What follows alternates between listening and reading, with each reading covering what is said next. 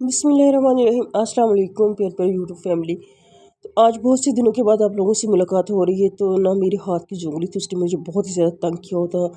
तो उसके अंदर रेशा डल गया था, जिसे कहते हैं मतलब कोर पकना, वो हो गया था इस तरह का मसला। तो जिसकी वजह से कोई वीडियो वगैरह नहीं मैं बना सकी, कोई टिप आप लोगों के साथ नहीं शेयर कर सकी। इंशाल्लाह अब इस तरह से सिलसिला चलता रहेगा। तो अब अल्लाह करे ठीक हो गई है। तो हाँ जी, तो जो पहली टिप है वो इस तरह से ना खिलौने का पैक है, डिब्बा उसको लेकर है। तो उसका जो गत्ता है वो काफ़ी हार्ड है और बहुत मज़बूत है। तो मैंने कहा क्यों ना इससे कोई ना कोई चीज़ बना ली जाए। तो बना भी ली जाए और मुझे इसकी सख्त ज़रूरत थी, जो मैं आप लोगों के साथ शेयर कर रही हूँ। यहाँ पे मैंने इसके निशान लगाकर इसके साथ इसकी कटिंग कर रही हूँ। जितनी मुझे मैंने पैमाइश की थी उसके हिसाब से मैं इसकी कटिंग करूँगी।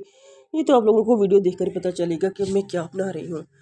हाँ जी, तो ये इसके साइडों से मैंने ना इसको जो होती है ना ये वाली छुरी होती है, नाइफ ये वाला होता है, इसका ना जो आगे वाली जो ब्लेड होता है काफ़ी तेज़ होता है। तो इससे बहुत ही ज़बरदस्त किस्म की कटिंग हो जाती है, बजाय उससे जो हाँ हम लेके कटर से भी ज़्यादा अच्छे तरीके से इसकी कटिंग होती है। यहाँ पे मैंने कोई टेप या कोई ग्लू वगैरह इस्तेमाल नहीं कर रही। तो यहाँ पे इसको अंदर से ना इसका जो गत्ता है वो काफ़ी सख्त है। तो इसको मैंने ना पिन अप कर दिया इसके साथ स्टेपर के साथ ना।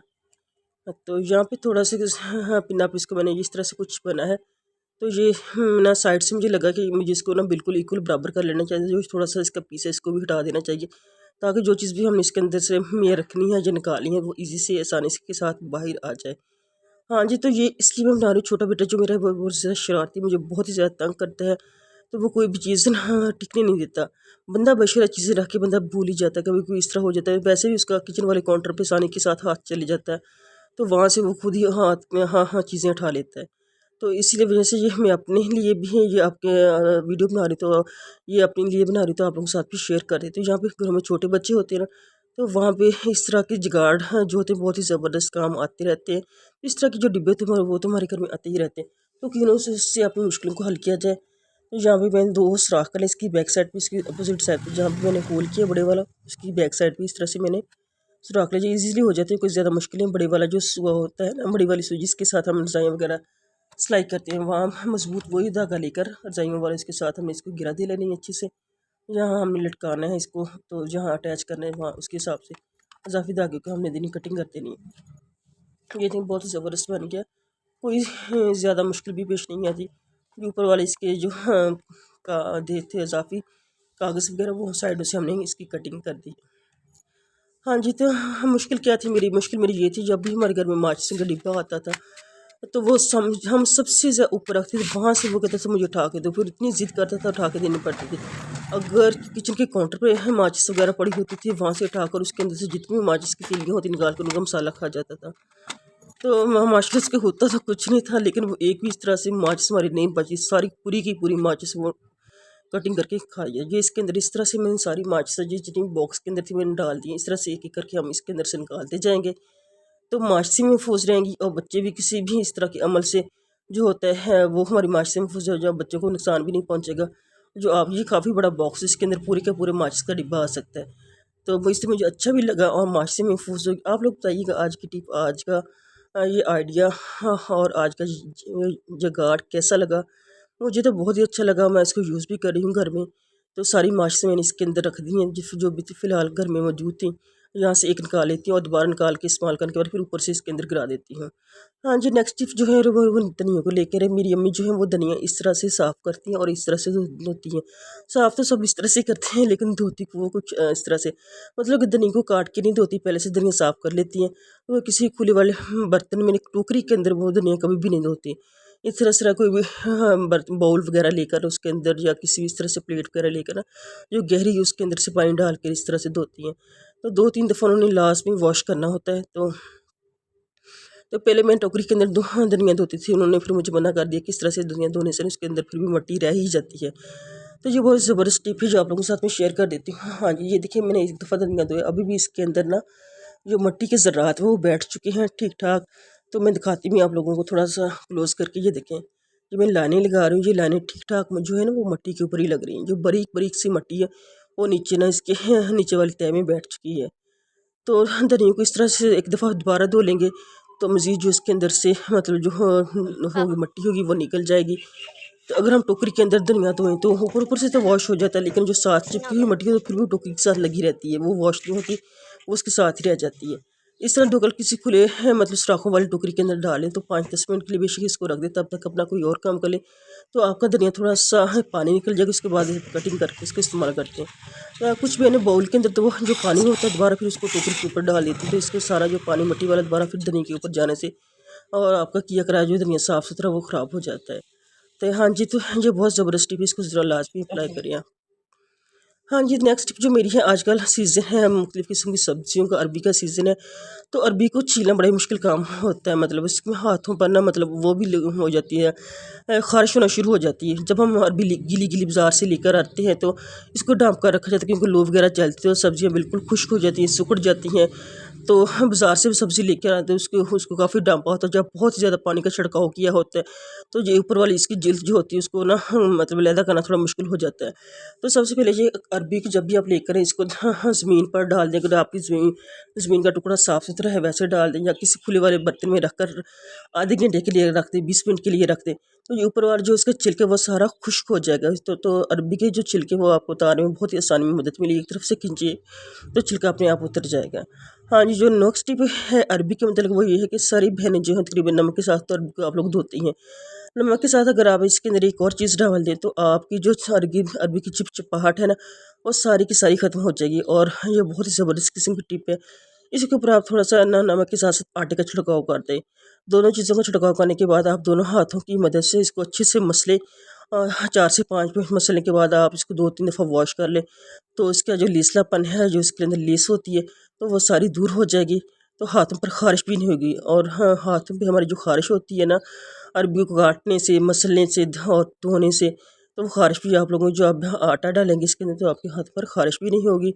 ये टिप बहुत ही ज़बरदस्त, और दोनों टिप्स जो हैं बहुत ही ज़बरदस्त, को लाजमी आप लोग मतलब इस्तेमाल करें।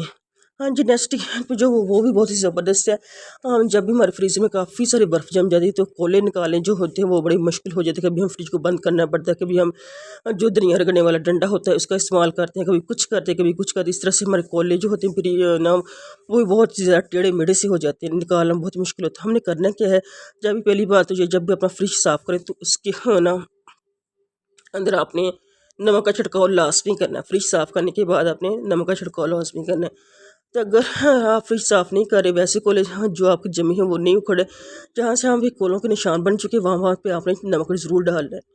वहाँ पे नमक डाल देंगे तो आप एक तो आपके कोले बहुत ही आसानी जल्दी जमना शुरू हो जाएंगे। दूसरा ये कि आपको इतनी ज़्यादा ज़ोर आज़माई करनी नहीं पड़ेगी और फ़ौरन से कोला जो उखड़ जाएगा फ्रिज के अंदर से। तो ये देखिए, मैं जहाँ जहाँ पे इनके निशान बने वहाँ वहाँ पे नमक डाल रही हूँ, तो कोले फ्रिज बंद नहीं करनी पड़ेगी। कोई भी चीज़ के साथ आप लोगों के कोले टेढ़े मेढ़े नहीं होंगे और बहुत जल्दी जमेंगे कोले आपके।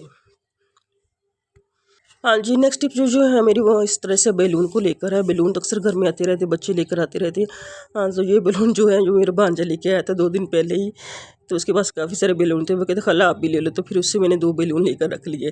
तो मैं कहीं ना कहीं इसकी ज़रूरत पड़ ही जाती है। हाँ, तो ज़रूरत इसकी फिर पड़ ही गई मुझे। तो ये देखें, इसके 2 पीसेस मैंने निकाले हैं, एक ऊपर वाला पीस और इसका बैक वाला पीस कर लिया है। तो वहाँ करना क्या है, अक्सर जो हमारे घर चीज़ें होती हैं उनके ढक्कन हमें गुम हो जाते हैं। वो चीज़ें जो हम मतलब हफ्ता 10 दिन में इस्तेमाल करते हैं उसके लिए तो बहुत ही ज़बरदस्त किस्म की टिप है, क्योंकि हम डेली सुबह शाम इस्तेमाल नहीं करते। ये सफ़ूफ़ है, ये कोई सफ़ूफ़ वाली शीशी है, तो इसके अंदर ना इसको इसका ढक्कन इधर उधर हो गया तो इसके ऊपर इस तरह से इसको कवर कर लेंगे। ये ज़बरदस्त, ये महफूज भी हो जाएगा, क्योंकि हम इसको डेली इस्तेमाल नहीं करते। कभी हफ्ते के बाद, कभी 10 दिन के बाद हम इसको लेते हैं, तो इसके लिए बहुत ही ज़बरदस्त किस्म की ये टिप है। हाँ जी, तो नेक्स्ट टिप जो मेरी है वो इस तरह से है, वो बैलून को लेकर है। इसका हम इस्तेमाल कहाँ करेंगे ये तो मैं आपको ना ये वीडियो देखकर आपको पता चलेगा। इसके हमने इस बैलून को हमने दोनों साइड उस पर कट करना है, आगे से भी और पीछे से भी। कटिंग करने के बाद मैं आपको दिखाती हूँ। ये देखें, इसकी आगे से और पीछे से दोनों साइड पे हमने कटिंग है। इसकी आगे वाली चीज़ वो हमें उतारती है। हमारे घर अक्सर जाम शीरी और रूह अफ़ज़ा की बोतलें आती रहती हैं, गर्मी में इसका इस्तेमाल वैसे बढ़ जाता है। तो बच्चे जब माएँ सो रही होती हैं ना, तो बच्चे जाके किचन में जाकर ना खुद से रूह अफ़ज़ा बनाना शुरू कर देते हैं, दूध के अंदर डालना शुरू करते हैं। जो शरारती किस्म के बच्चे होते हैं ना, तो मैं जो मेरा बड़े वाला बेटा वो इसका यही काम होता है कि उसको नींद दोपहर को आती है ना, वो जाम शीरी जब खुद बनाता है तो सारी बोतल के साथ लगा देता है, ढक्कन खुला छोड़ देता है, नीचे से उसके साथ वो गिर गिर के सारा मतलब काउंटर भी ख़राब कर देता है। और अक्सर इसको कीड़ियाँ चढ़नी शुरू, इस तरह से जाम शीरी की एक बोतल मेरी ख़राब भी हो चुकी है। तो ना हाँ, उसके अंदर बहुत से बारीक बारीक सी चुंटियाँ चली जाती हैं। जब उसे हम छाने तब पता चलता है, वो जिसके अंदर इतनी ज़्यादा चुंटियाँ चली गई।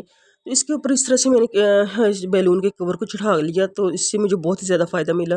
आप लोगों को इस तरह से मैं चढ़ा के दिखा देती हूँ। इस तरह से हमने बैलून दोनों साइडों से कटिंग करके इसके ऊपर चढ़ा लेना है। और इसके साथ हमने एक और टिप्स मानी है, तो इस तरह से आपकी बेशक ऊपर से ढक्कन आपका ना भी धोया हुआ हो, या उसकी मतलब लगी हुई हो, या मिश्री बोतल किस लगा हुई नीचे लगा हो या ऊपर लगा कहीं भी लगा हुआ हो, तो चुंटियाँ इसके कभी भी पास नहीं आएंगी। हमने करना क्या, हमने लेना लेमन। लेमन भी आपके घर में रोज़ डेली आते हैं, मौसम जो ऐसा है गर्मी का, तो इसकी हमने कटिंग करनी। कटिंग करने के बाद हमने इसके ना लेमन को हमने इसके ऊपर यहाँ पे हम बैलून लगाए हैं, इसके ऊपर से अच्छी तरह से रगड़ लेना है, मतलब लगा देना है लेमन को अच्छे से।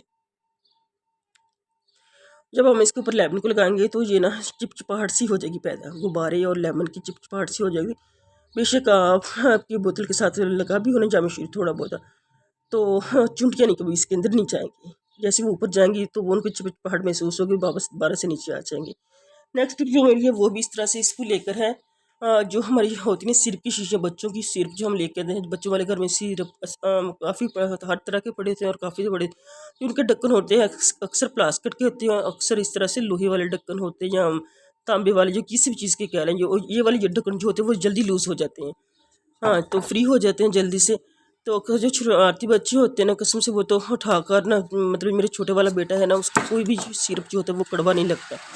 तो जिससे ढक्कन शीशे का मतलब सिरप ढक्कन का लूज़ और उठाकर पी लीजिए, बेशक जितने कड़वा क्यों ना सिरप हो। अगर ढक्कन लूज़ हो जाए ना, तो इस तरह से इसके ऊपर से गुब्बारा चढ़ा लें, छोटे वाले साइड इन दोनों साइड से कटिंग करके जो उसकी नेक होती है, बैलून की नेक होती है, इसको चढ़ा लें, तो ढक्कन भी टाइट हो जाएगा और टाइट होकर बंद हो जाएगा और बच्चों की पहुँच से भी दूर हो जाएगा। तो लूज़ ढक्कन हो तो फिर इसके अंदर से सिरप भी गिरता रहता है, तो जगह ख़राब हो जाती है। और ना कम से कम जो बच्चे सिरप पीने वाले होते हैं, जो हर तरह का सिरप पी लेते हैं, कम से कम वो उनकी पहुँच से भी दूर हो जाएगा। ना ढक्कन खुलेगा ना वो सिरप को पिएंगे। तो इस तरह के ढक्कन जो होते हैं वो बहुत जल्दी लूज़ हो जाते हैं। तो आप लोग बताइए कि आज की टिप, आज के आइडियाज़ आप लोगों को कैसे लगे। अगर अच्छे लगे तो कमेंट करके लाजमी बताइएगा। वीडियो को लाइक कर दें, शेयर कर दें। इसके साथ दें मुझे इजाज़त। अल्लाह हाफिज़।